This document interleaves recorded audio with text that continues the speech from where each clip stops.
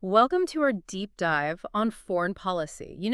You've sent over some really interesting material for this one, including excerpts from Foreign Policy 101.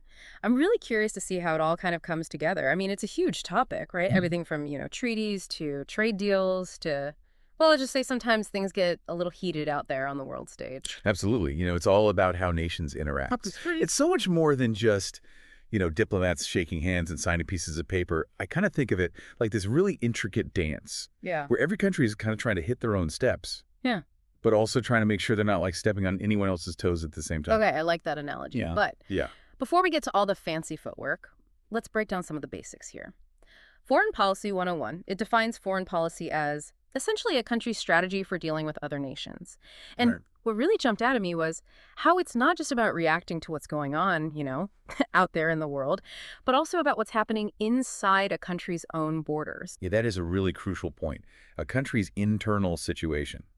So, its economy, its political climate, even its social values. All of those things play a role in shaping how that country acts on the world stage. Hmm. A really good example is the 1973 oil crisis, Yeah. when OPEC put an embargo on oil exports to the U.S. On the surface, it was about the price of gas. Mm.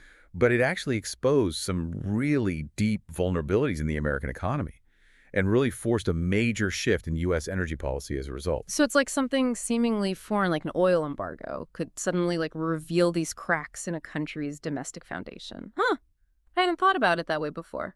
It also makes me wonder, though, how much a country's internal politics influence its actions abroad. Like, Right. could a leader facing a tough election at home, could they make foreign policy decisions just to, score points with voters? Oh, absolutely. It happens more often than you might think. Political scientists, they call it the rally around the flag effect, Okay. where leaders, sometimes they use foreign policy crises, Yeah. whether they're real or manufactured, to actually boost their own popularity at home. Interesting. So it's like they're using the world stage as their own kind of personal political theater. But Foreign Policy 101, it also really emphasized the importance of international events and the actions of other countries. I mean, it really is like this giant game of chess, isn't it? Where one wrong move could trigger this chain reaction across the whole board. Yeah, precisely. You can look back to the Cuban Missile Crisis in 1962, the Soviet Union's decision to put nuclear missiles in Cuba. That was a direct response to the U.S. placing missiles in Turkey. And it brought the world really dangerously close to the brink of nuclear war. So that, one country's actions, they can create this ripple effect that really forces others to react and adjust their strategies. It reminds me of that butterfly effect idea. Like a seemingly small event in one part of the world Yeah. can have these massive and completely unpredictable consequences somewhere else. So with all these internal and external pressures, pushing and pulling, how does any country even decide what to do on the world stage? Foreign Policy 101 kept mentioning this idea of national interest. What does that even mean? So national interest, it's really like the core motivation behind a country's foreign policy. You could think of it as what a country sees as essential for its survival, its security, and its prosperity. It can be something as basic as protecting its borders, Yeah. or something as ambitious as, spreading a certain ideology around the world. So it's like a country's wish list on the world stage. Yeah, you could put it that way, but Yeah. that list can change over time. What might have been a top priority a century ago, like controlling a certain sea route for trade, that might be less important today. Think about how the internet and globalization have really shifted economic power. Now it might be controlling the flow of information or dominating a particular technology that are seen as like vital national interests. So national interest isn't static. It evolves as the world changes. But Yeah. is it always clear-cut? I mean, are there ever situations where a country's short-term goals might actually clash with its long-term well-being? Sacrificing environmental protection for economic gain in the short term, but then facing, those climate change consequences down the road? Absolutely. That's a great point. And it's a dilemma that countries face all the time. Sometimes a country's immediate needs, like boosting a struggling economy, might seem at odds with long-term sustainability. It's a constant balancing act, trying to weigh those present concerns against future risks. And sometimes those calculations backfire. Okay, so we've got this idea of national interest as this kind of driving force behind foreign policy. But how do countries actually make it happen? I mean, it can't all be just good intentions and strategic thinking, right? Of course not. National interest is the why. But countries need tools to actually put it into action.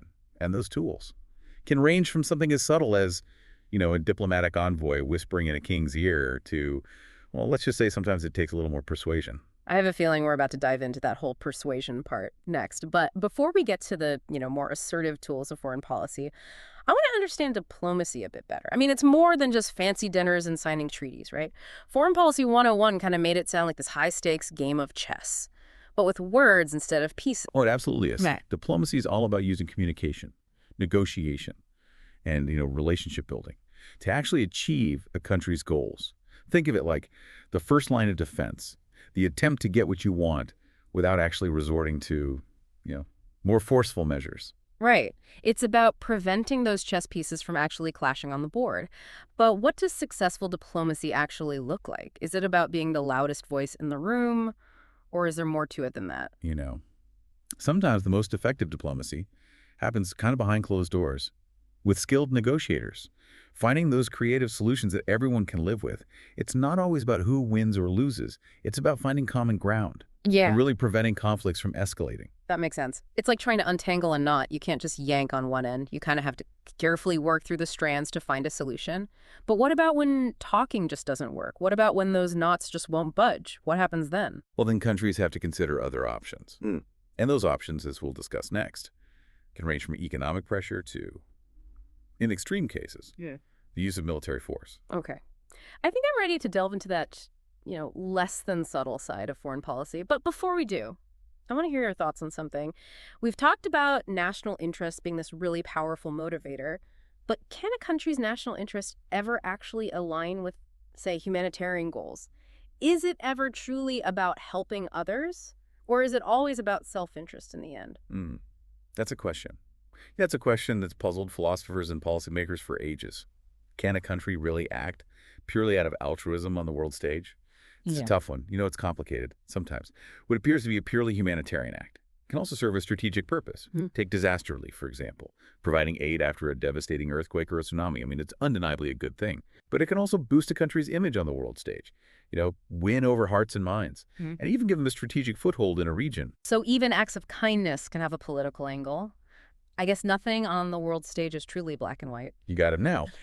Let's talk about some of those, less than subtle tools you mentioned earlier. One that often comes into play is economic sanctions. Right. Those financial timeouts.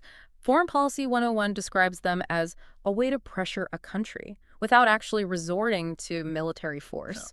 But how effective are they really? I mean, can you actually force a country to change its behavior just by, hitting their It wallets? depends. Sanctions can be a powerful tool. Yeah. They're not always a silver bullet. Think of it like trying to steer a giant ship. Economic sanctions are kind of like turning the rudder, Yeah. but it takes time and sustained pressure to actually change the ship's course. Okay, so it's not an instant fix, but what are some examples of when sanctions have actually worked? And when have they backfired? Well, one often cited example of sanctions working is the case of South Africa during apartheid. The international community imposed sanctions on South Africa to pressure the government to end its racist policies. And it took decades. But those sanctions, combined with a lot of internal resistance, of course, eventually contributed to the dismantling of apartheid. So sanctions can work, but it takes patience and persistence. What about examples of when they haven't worked so well? Well, the effectiveness of sanctions can be undermined if not all countries are on board. Like a recent example is Russia. After the invasion of Ukraine, many Western countries imposed those really harsh sanctions, but others, like China and India, they continued to trade with Russia, which really lessened the impact. That makes sense. It's like trying to boycott a store, but half your friends are still shopping there. So sanctions are a complex tool, and their success depends on a lot of factors, including international cooperation and the target country's resilience. But what about when a country feels like its security is directly threatened? Is there any room for negotiation then? That's when things can escalate pretty quickly, and we start moving down the spectrum Right. towards the use of military force. Right, the big stick of foreign policy. But I'm curious, is it always a last resort? I mean, haven't there been cases where military intervention seemed more about a country kind of flexing its muscles or pursuing its own agenda than truly protecting itself? Yeah, that's a debate that rages on in foreign policy circles. When is military intervention justified? It's a tough one, and often the lines are blurred. Some argue that humanitarian intervention, so using force to prevent genocide or mass atrocities, they say that's a moral imperative. Others say that it's often a guise for self-interest and can lead to a lot of unintended consequences. So it's not always easy to disentangle those motives and determine when the use of force is truly justified. But I imagine there are rules of engagement, right? It can't just be a free-for-all out there on the world stage. Well, you might be surprised. The rules governing the use of force, they're still evolving. There's international law, of course, but it's often subject to interpretation. And unfortunately, sometimes ignored altogether. The UN Charter, for example, it prohibits the use of force, except in self-defense, or when it's authorized by the UN Security Council. But those terms, they can be pretty fuzzy. And powerful countries sometimes act unilaterally, justifying their actions based on their own interpretations of national security. So even in a world with rules, there's still a lot of room for maneuver. Yeah. And interpretation. But what about the UN? We've mentioned it a few times, but I'm still not entirely clear on its role. Is it like a global police force? Does it have real power to enforce those rules? The UN, it's more like a giant forum, a place where countries can come together to air their grievances, try to resolve disputes peacefully, and coordinate action on issues that affect everyone. It doesn't have its own army. So it relies on member states to actually carry out its decisions. Okay, so it's more about diplomacy and persuasion than wielding a big stick. But how does it actually work? I mean, you've got nearly 200 countries, all with their own interests and agendas. How do they ever reach consensus on anything? Well, it's a messy process, to say the least. The UN has this really complex structure with different bodies responsible for different things. You've got the General Assembly, where every country has an equal vote. It's kind of like a global town hall, where they can debate issues and pass resolutions. But those resolutions, they aren't actually legally binding. So it's more about moral persuasion than laying down the law. Exactly. Then you've got the Security Council, which is responsible for maintaining international peace and security. And that's where things get really interesting. I bet. What makes the Security Council so special? Well, it has the power to authorize military interventions, impose sanctions, and even deploy peacekeeping missions. But here's the catch. It has 5 permanent members, and each one of them has veto power. Veto power, like a get-out-of-jail-free card. Exactly. If just one of those permanent members, so the U.S., Russia, China, France, or the U.K., if just one of them votes against a resolution, it's dead in the water, the system. It was set up after World War II, and it really reflects the power dynamics of that time. But as the world has changed, the Security Council has often been criticized for being undemocratic and prone to gridlock, especially when those permanent members have conflicting interests. So it sounds like the UN, it can be a powerful force for good, but it's also limited by the realities of power politics. But getting back to foreign policy in general, I'm struck by this constant tension we've been talking about, this push and pull between national interest and global cooperation. Makes me wonder, in our increasingly interconnected world, is this zero-sum game even sustainable anymore? That's the million-dollar question, isn't it? Can countries still afford to prioritize their own narrow interests? And we're facing all these global challenges that require collective action. Think climate change, pandemics, cyber warfare. These are issues that transcend borders. Exactly. You can't build a wall against a virus or a rising sea level. So what does this mean for the future of foreign policy? Are we moving towards a more cooperative model? Or are we destined to keep stumbling into these conflicts, fueled by self-interest? That's a topic. I mean, that could fill an entire deep dive series. But I think a good place to start unpacking that question is by examining how foreign policy is actually made. Who are the key players? What are their motivations? How do they weigh those competing pressures of national interest and global responsibility? Okay, I'm ready to dive into the inner workings of the foreign policy machine. But before we do, I have to ask, with all this talk about power and strategy, is there ever room for morality in foreign policy? Can a country truly act ethically on the world stage? Or is it always about self-interest in the end? Well, that really is the heart of the matter, isn't it? Can a nation be both powerful and deep-principled? Yeah. It's a debate. It's been going on for centuries. And frankly, there's no easy answer. Yeah, it's like we've moved from a game of Risk to a philosophy class. But you're right, it's a question that we can't just ignore. I mean, if foreign policy is all about real politics, this cold calculation of power and self-interest, then where does that leave things like human rights, global justice, even our shared responsibility for the planet? Right, and that's where things get really interesting, because the world is changing. And with it, that very idea of national interest is changing too. It's no longer just about securing borders and resources. It's increasingly about things like global health, climate change, even the stability of the entire international system. So a country's self-interest is becoming more and more intertwined with the well-being of the whole planet. It's like we're all in the same boat now, whether we like it or not. Exactly. And that's creating these new dilemmas Yeah. and opportunities for ethical foreign policy. Take, for example, the whole debate over international aid. Is it purely about altruism, helping those in need? Or is it a way for donor countries to exert influence, promote their own values, maybe even secure some strategic advantages? Yeah, it makes you wonder if there's ever a truly selfless act on the world stage. It's rarely that simple. Even the most well-intentioned policies, they can have those unintended consequences. And sometimes countries just have to make those tough choices, weighing their own immediate needs against their long-term responsibilities to the global community. It sounds like a real tightrope walk, trying to balance those national interests with ethical considerations.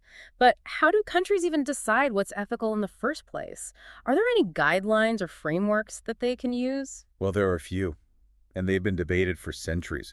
One that gets a lot of attention is the idea of just war theory. Oh, yeah, I've heard of that. That attempts to set some rules for when it's morally justifiable to use military force. So it's not just about winning a war, it's about making sure that the reasons for going to war are legitimate in the first place, and that the methods used are proportionate and don't cause unnecessary suffering. Exactly. Just war theory emphasizes things like last resort, meaning all peaceful options have to be exhausted before resorting to force.